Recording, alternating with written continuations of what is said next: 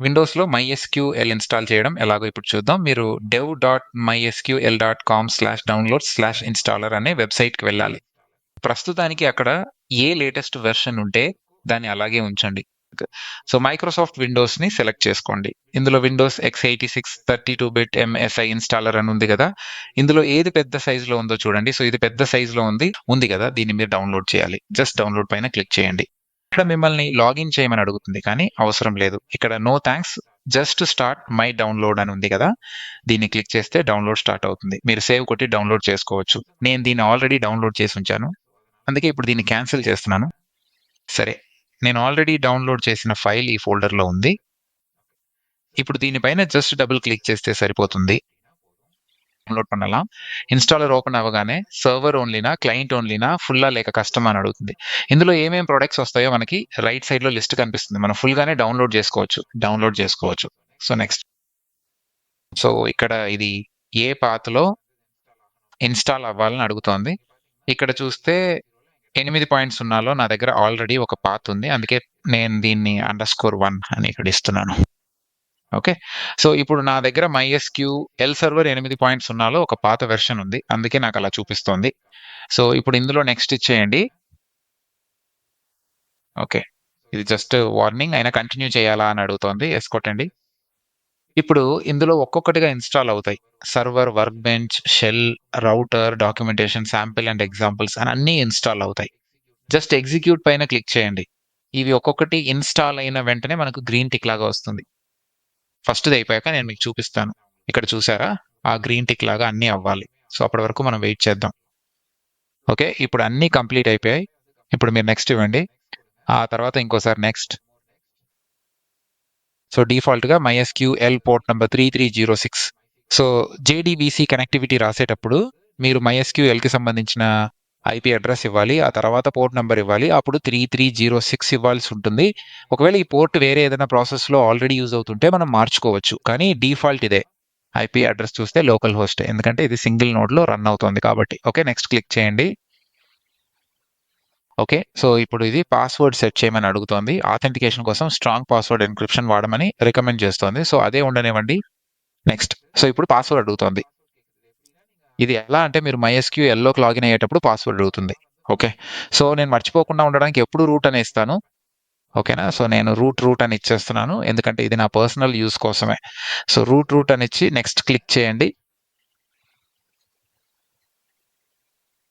So, ఈ పేజ్‌లో మీరు పెద్దగా ఏమి మార్చక్కర్లేదు. Just next. So, first option choose చేసుకోండి. అవును. Grant full access. Next. Okay. So, ఇప్పుడు ఎగ్జిక్యూట్ క్లిక్ చేస్తే ఇవన్నీ ఒక్కొక్కటిగా కంప్లీట్ అవుతాయి. సో, జస్ట్ ఎగ్జిక్యూట్ క్లిక్ చేయండి. ఓకే. సో, ఇప్పుడు ఇవన్నీ అయిపోయాయి. ఇప్పుడు ఫినిష్. ఇప్పుడు తర్వాత ప్రొడక్ట్ కాన్ఫిగరేషన్. సో, మళ్ళీ నెక్స్ట్. సో, మోస్ట్‌లీ చూస్తే మనం నెక్స్ట్ క్లిక్ చేసుకుంటూ వెళ్ళడమే ఉంటుంది. ఓకేనా? Just finish. ఆ తర్వాత నెక్స్ట్. ఓకే. ఇక్కడ యూజర్ నేమ్ నేను రూట్ అని ఇచ్చాను. అలాగే పాస్వర్డ్ కూడా రూట్ అనే ఇచ్చేస్తున్నాను. చెక్. ఓకే. చెక్ ఇచ్చాక మీరు నెక్స్ట్ క్లిక్ చేయవచ్చు. మళ్ళీ ఎగ్జిక్యూట్.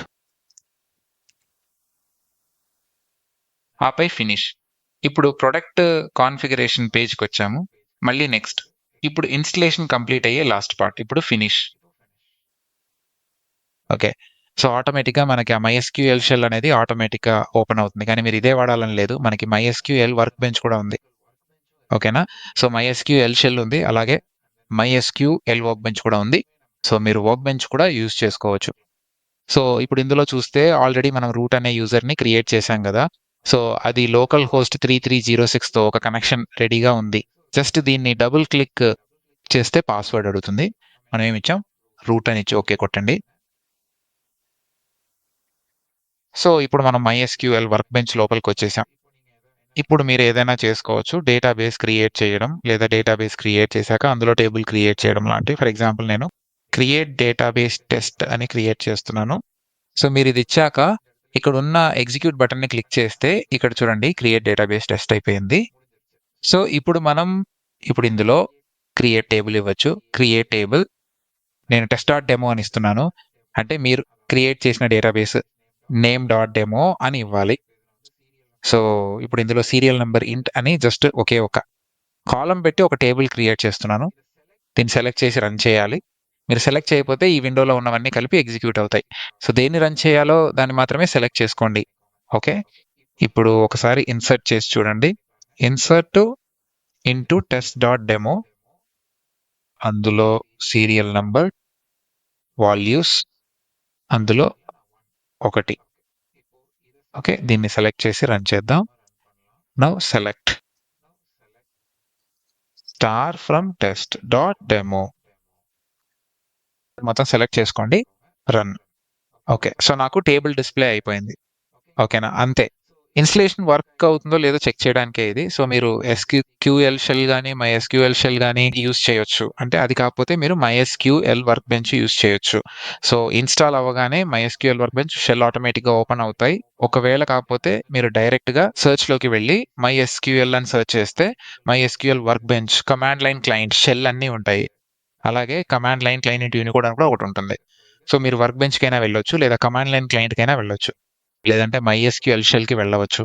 సో మనకి 3 ఆప్షన్స్ ఉన్నాయి. Okay. So thanks for watching. ఈ ఎస్‌క్యూఎల్ మాస్టర్ కోర్స్‌లో ఉన్న కంప్లీట్ మెటీరియల్స్ అన్నీ నేను ఒక చోట కోర్స్‌లా క్రియేట్ చేసి అప్‌లోడ్ చేశాను. సో మాస్టర్ కోర్స్ వీడియో మీకు ఫ్రీనే. కానీ దీని కోర్స్ మెటీరియల్ కోసం మాత్రం నేను రూ. 59 చార్జ్ చేస్తున్నాను. ఇది మీరు నాకు ఒక కాఫీ కొనిచ్చినంత ధర మాత్రమే. అండ్ ఇది లైఫ్ టైమ్ యాక్సెస్ మీకుంటుంది.